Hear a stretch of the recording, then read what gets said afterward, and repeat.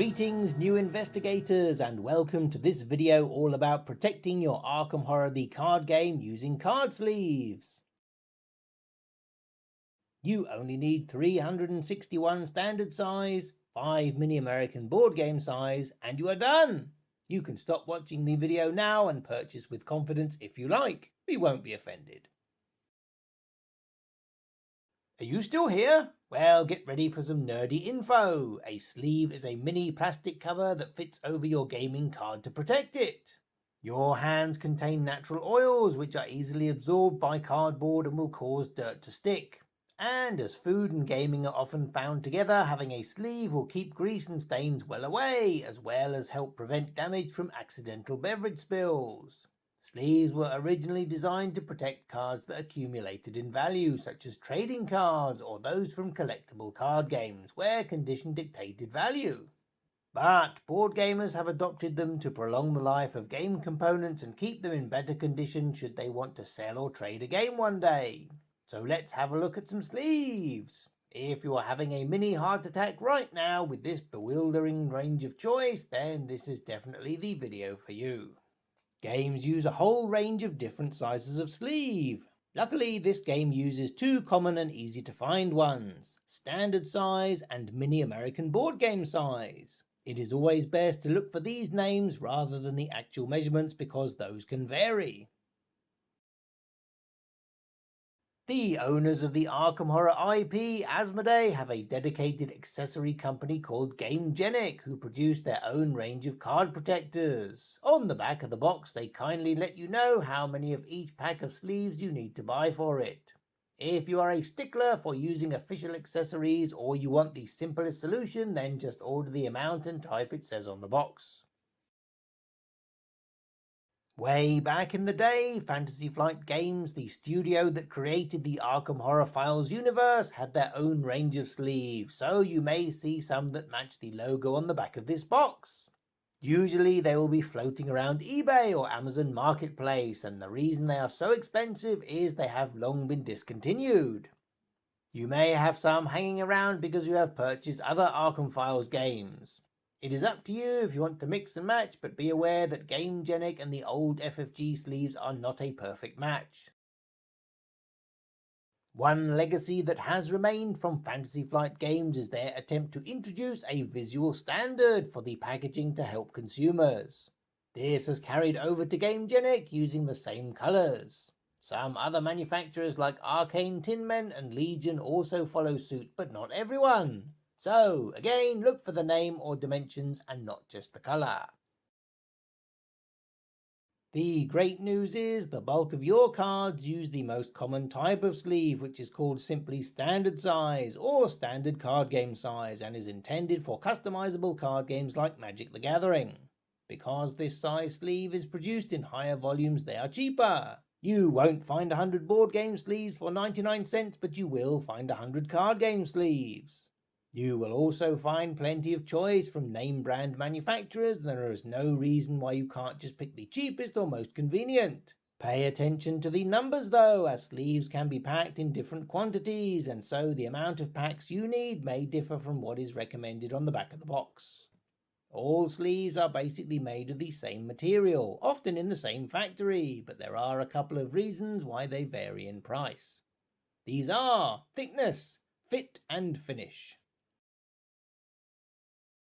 Starting at the cheaper end, these are soft sleeves or penny sleeves, so called because you can usually buy 100 for $1. At the opposite end are premium sleeves. These are much thicker and so more rigid. In theory, they are less likely to split or tear at the seams, as there is more material to be joined or welded at the edges. But be aware, this thickness makes your collection bulkier and the cards will take up much more room in your storage solution.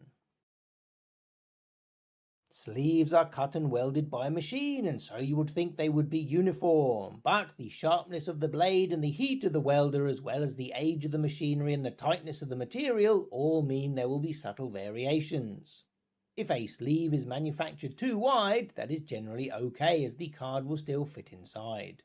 If it is too narrow, the card won't fit inside, and so it must be thrown away as waste, thus driving up the price of manufacture. This is why soft sleeves are a looser fit by default, as this allows much greater size tolerances, ensuring less rejections and keeping costs low.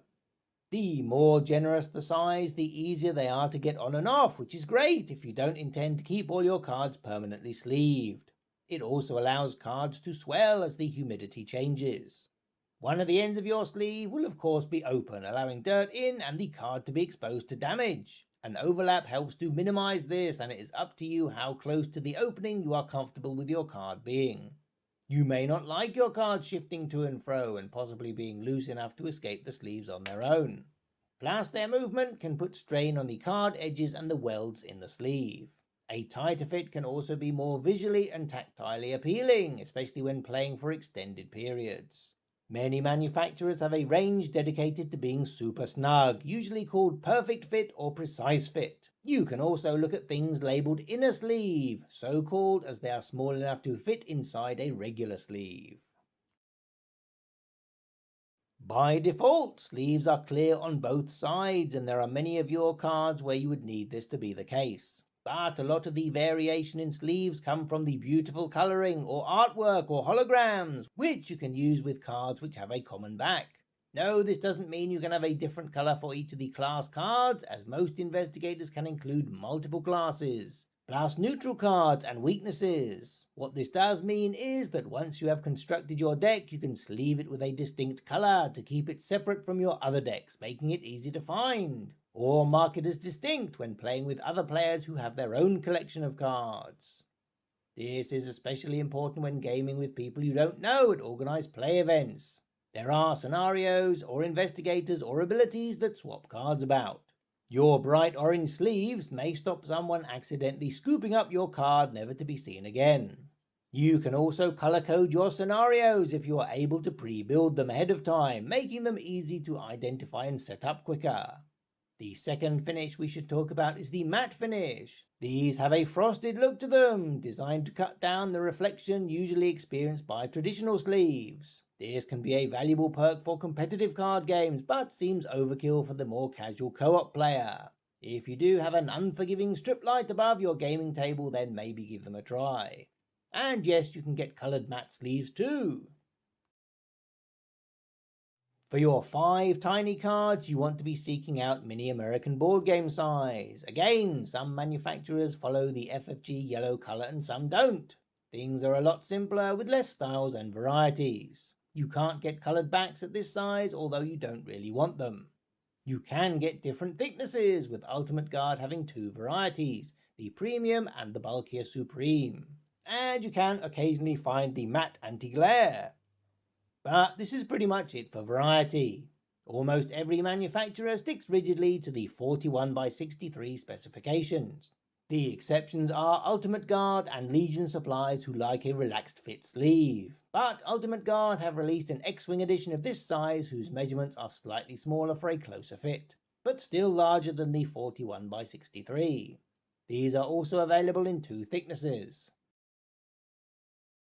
The Arkham Horror card game is a living card game, meaning it is constantly expanded in a fixed and not random way. If you just want to have the core box and be done with it, then buy whatever swanky sleeves you like.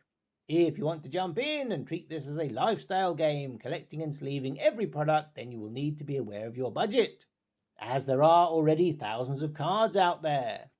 Do consider budget solutions, buying in bulk, or maybe only sleeving certain cards. But a single pack of yellow mini sleeves will be all you need for a while. A long while. Most sleeves will have an outer cosmetic packaging, and some may have an inner clear packaging for the sleeves. All of these are resealable, so you can keep your excess in perfect condition, or even use it as a temporary sorting solution. Check your local recycling, as non-polyethylene films are rarely recycled. Packaging design does change, and at different rates around the world. So the products we have featured may have different looking branding in your territory. Ultimate Guard frequently change their packaging, so in future be on the lookout for their new grey pack designs. A small pro tip is to leave any excess sleeves in your game box to easily replace a sudden split sleeve. And if you keep the empty packaging from your sleeves in the box, you will instantly know what brand to order when any expansions arrive. We hope you enjoyed or found this video informative. We have a whole range of short, accurate tutorials to help ease you beginners into this game. Why not check out our video on coin capsules to protect your tokens?